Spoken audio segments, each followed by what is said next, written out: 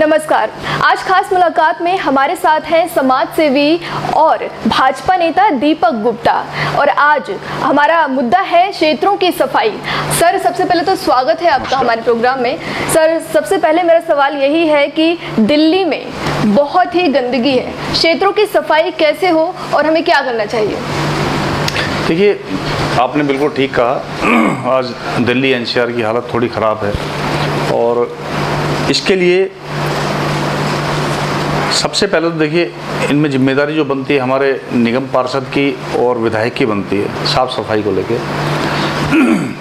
आज मैं आपको धीरे धीरे जानकारी कराता हूँ। सबसे पहले सर्वप्रथम, जैसे हमारी जमुना है, जमुना की सफाई नहीं हो रही काफ़ी समय से। जब से दिल्ली सरकार आई है, दिल्ली सरकार सफाई पे कम ध्यान दे रही है उसकी। जब तक उसकी शील्ड, उसका मलबा नहीं निकलेगा, गंद नहीं निकलेगा, 15-20 फीट अगर वो डीप हो जाती है तो पानी का फ्लो बढ़ेगा। उसके बाद नाले जो हैं हमारे, बड़े नाले जो बड़े ड्रेन हैं, उनकी सफाई होगी, वो भी 10-15 फुट। क्योंकि आपने भी ध्यान दिया हो, जल भरा हुआ है पूरी दिल्ली के अंदर और उसका रीज़न यही है जो मैं अब आपको जानकारी करा रहा हूँ। जमुना कम से कम 15 से 20 फीट गहरी, उसके बाद 10 से 15 फीट गहरा नाला, उसके बाद जो छोटे नाले हैं उनकी सुचारू रूप से सफाई हो, और जो फिर कॉलोनियों की नालियाँ रह जाती हैं और सीवरेज रह गए उनकी सफाई, उनका फ्लो। क्योंकि आज क्या हो रहा है, बड़े नाले और नालियाँ एक्वल हो गई हैं पानी से।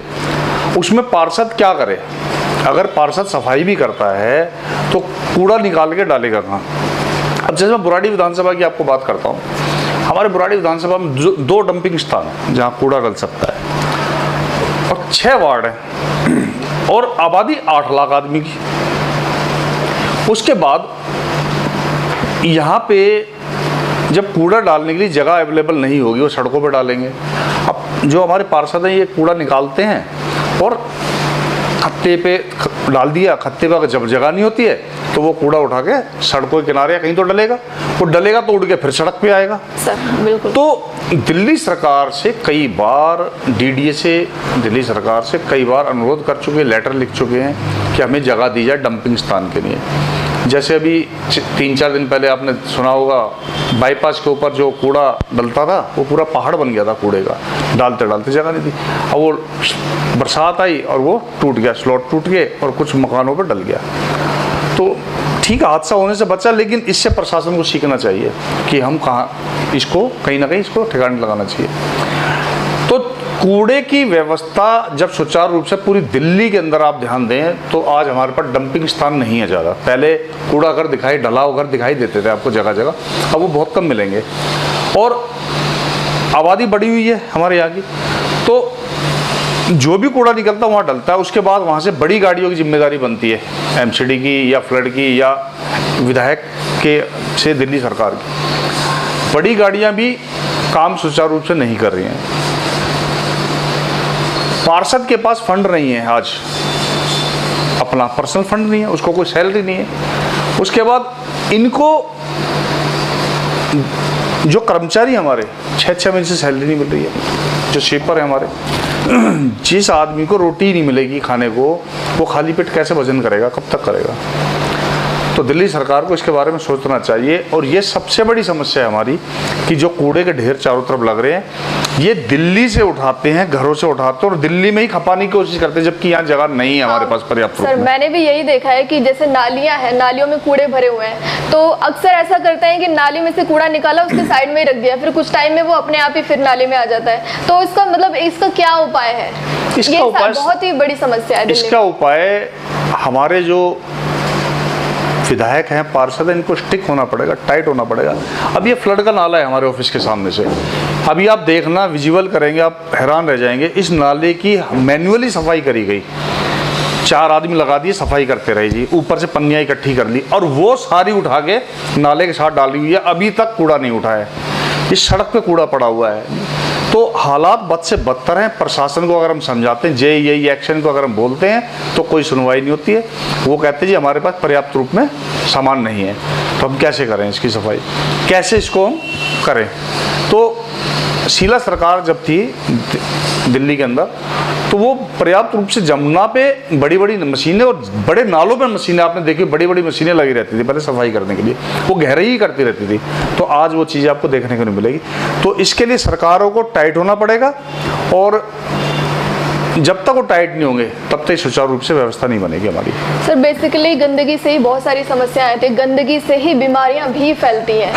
तो बहुत ही बड़ी समस्या है, बच्चे भी बीमार होते हैं, बड़े भी बीमार होते हैं। अगर वो अपना ध्यान रख भी रहे हैं तो भी अगर गंदगी होगी तो भी वो बीमार पड़ने वाले हैं। देखिए एक बात बताइए, आज मैं गंदगी को ही ले रहा हूँ, आज गंदगी के अंबार हैं चारों तरफ। ये कूड़ा निकालते हैं वहीं डाल देते हैं, बड़ी मशीनें जितनी भी कूड़ा निकालते हैं सारी की सारी वहीं डाल देते हैं। गाड़ियाँ कम हैं दिल्ली के अंदर जो चल रही हैं। इस समय बरसात में 2-4 दिन की बारिश हुई और पूरी दिल्ली जल में और डूब गई। 5-5, 7-7, 10-10 फुट पानी यहाँ पे भरा हुआ खड़ा हुआ था। थोड़ी देर कोई बारिश होती है पानी भर जाता है। उसका रीज़न ये है कि दिल्ली के अंदर पानी की निकासी नहीं है। पूरी दिल्ली एक दलदल में कन्वर्ट होती जा रही है, और ये हमारे लिए, आने वाली पीढ़ी के लिए बहुत घातक है। हमारे साथ कोई अगर कभी कोई भूकंप का ठीक सा रिएक्टर पर झटका आया तो ये दिल्ली झेल नहीं पाएगी, और उसका भुगतान जान माल के साथ करना पड़ेगा। ये दिल्ली सरकार को सोचना चाहिए कि इस कूड़े को ढंग से सुचारू रूप से ठीक करें, और जो नालों की, सीवरेज की जो समस्याएं हैं उसको ठीक करें। आज आपको एक जानकारी कर रहा था, दिल्ली सरकार ने 7 साल के अंदर शुरू से चिल्ला रहे हैं जी आपको सीवर देंगे। मैं पूछना चाहता हूँ, पूरी दिल्ली के अंदर दिल्ली सरकार ने वो सीवरेज क्या चालू करे? सीवरेज खोदे और उसमें पाइप डाल दिया, वो लाइनें आज तक जुड़ी नहीं है कहीं से, और वो पानी उसके अंदर मर रहा है ज़मीन के अंदर, जिससे वो दलदल में कन्वर्ट हो रहा है। अगर ये चालू हो जाते और ये पानी का फ्लो चलता तो ये दिक्कतें कम आती। तो इनको सिर्फ प्रशासन को व्यवस्थित करना है, बाकी इसके सिवा इस पर ऐसा कोई काम नहीं है। सरकारें प्लान लेके आती हैं, लेकिन उस प्लान पे पर्टिकुलर काम नहीं कर पाती, प्रेशर नहीं कर पाती। जो हमारे अधिकारी बैठे हैं ना, अधिकारी सीट के ऊपर बैठे हैं, वो जो कोई नया नेता आता है उसको ज़मीनी स्तर पे जो जानकारी नहीं होती, वही हाल हमारे साथ हुआ। आज दिल्ली के अंदर जो हमारे विधायक आए या कुछ पार्षद नए आए हमारे, वो व्यवस्थित तरीके से काम नहीं कर पाए दिल्ली के अंदर। तो इनको व्यवस्था बना के काम करना चाहिए और पर्टिकुलर ढंग से काम करें। देश की राजधानी है दिल्ली, और दिल्ली में ही इतनी गंदगी है। अगर इतनी गंदगी है और दिल्ली में मतलब क्षेत्रों की सफाई नहीं होती है, हर जगह कूड़ा ही कूड़ा है, तो हम विकास की बात कैसे करेंगे? देखिए, हमारे दिल्ली का दुर्भाग्य कह सकते हैं कि अभी तक जो भी सीएम आ रहे हैं उन्होंने दिल्ली पे राजनीति तो करी है, लेकिन राजनीति के साथ साथ दिल्ली का विकास बहुत कम किया है। कुछ अच्छे नेता भी आए जिन्होंने विकास भी किया है, लेकिन वो कुछ समय के लिए आए और चले गए। क्योंकि विकास पुरुष जो होते हैं, विकासशील जो नेता होते हैं, वो कुछ समय के लिए आते हैं, क्योंकि काम करने वाले आदमी की किसी को ज़रूरत नहीं है। जो आदमी काम करना जानता है, जो आदमी काम करना चाहता है, उसको लोग काम नहीं करने देते। आज हालात बद से बदतर हैं। हमारे केजरीवाल जी सिविल लाइन रह रहे हैं, इन्होंने 10 करोड़ रुपया स्विमिंग पूल पे लगाया है नहाने के लिए, अपने घर के अंदर खुदाई कराई, जबकि उनके बिल्कुल 1 किलोमीटर के दायरे में जमुना जी आती है। अगर 10 करोड़ रुपए सुचारू रूप से जमुना पे लगते तो बहुत लोगों का इसका फ़ायदा मिलता, लेकिन व्यवस्था कौन करे।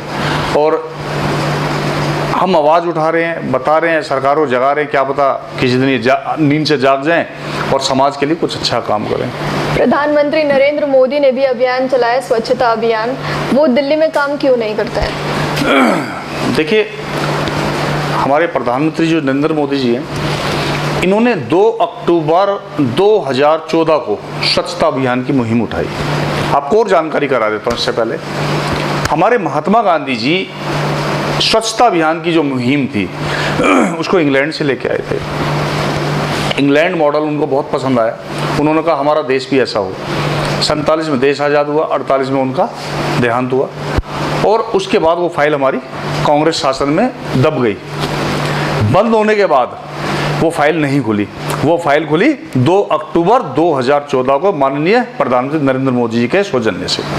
उसके बाद आज 7 साल हो गए हैं। 7 साल के अंदर मोदी जी ने बहुत मुहिम, कि आपने कभी देखा है किसी प्रधानमंत्री को आज तक सुना है जो झाड़ू हाथ में लेके सफाई करने चलेंगे? ये पहली बार देश के लिए हुआ। हमारे देश का सौभाग्य है कि ऐसे यशस्वी हमें प्रधानमंत्री मिले और उन्होंने मुहिम को चलाया। लेकिन क्या एक खाली प्रधानमंत्री जी के ईमानदार होने से, मेहनती होने से, कर्मठ होने से क्या देश चलेगा? नहीं चलेगा। उसके लिए नीचे के जो नेता हैं उनको काम करना पड़ेगा, पब्लिक को काम करना पड़ेगा स्वच्छता पे। आज लोग घर से साफ कूड़ा निकालते हैं और सड़क पे कोने पे फेंक देते हैं, तो उनको सोचना चाहिए कि गाड़ी आएगी, आप कूड़े की गाड़ी के अंदर उसको कूड़ा डालो। बिल्कुल, आज लोगों की भी जिम्मेदारी बनती है। आज मैं देखता हूँ बहुत लोग हैं दिल्ली के अंदर जो सुबह स्कूटर या कार स्टार्ट करी, पन्नी उसके साथ होती है, कहीं भी मौका दिखा खिड़की का शीशा खोला और फेंक दी पन्नी सड़क के किनारे। तो ये चीजें जब तक नहीं बंद होगी तब तक कुछ नहीं हो सकता। लोगों को आखिरी मैसेज क्या देना चाहेंगे आप सफाई के ऊपर, दिल्ली की सफाई के ऊपर? देखिए, सबसे पहले तो मैं सर्वप्रथम अपने दिल्ली के नेताओं को कहूँगा कि निष्ठा ईमानदारी के साथ आप काम करें, और अगर आप निष्ठा और ईमानदारी के साथ काम करेंगे तो आज हम जैसे चंद्रशेखर आज़ाद जी को याद करते हैं, विवेकानंद जी को याद करते हैं, महात्मा गांधी जी को याद करते हैं, तो वो इसलिए याद करते हैं उन्होंने देश के लिए कुछ किया।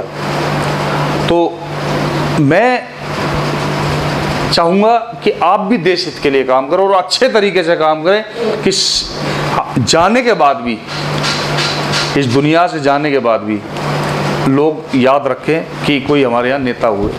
तो मैं सबसे अपील करूँगा, देश हित के लिए काम करें, ईमानदारी से काम करें। जैसे आप अपने बच्चों का पालन पोषण करते हैं, ऐसे ही समाज में अगर कोई बेरोजगार या कोई मैला कुचला, कोई गरीब तबका है, उसकी आप मदद करें। और साफ सफाई को लेके जो कूड़ा है वो गलियों में ना फेंकें, वो सुचारू रूप से डंपिंग जगह पे डालें या उसको उठा के जो गाड़ी आती है सफाई की उसके अंदर डालें। तो आप जागरूक होंगे, देश जागरूक होगा और देश हमारा कहीं ना कहीं स्वच्छता की तरफ चलेगा और हमारे माननीय प्रधानमंत्री जी का सपना साकार होगा। धन्यवाद। जय हिंद, जय भारत। सर, बहुत बहुत धन्यवाद हमसे बात करने के लिए। तो ये थे समाज सेवी और भाजपा नेता दीपक गुप्ता। आज हमने इनसे बात की दिल्ली की सफाई के बारे में, लेकिन सबसे बड़ी बात यही है कि आप भी सबसे पहले जिम्मेदार बने और अपने घर के आसपास सफाई रखें।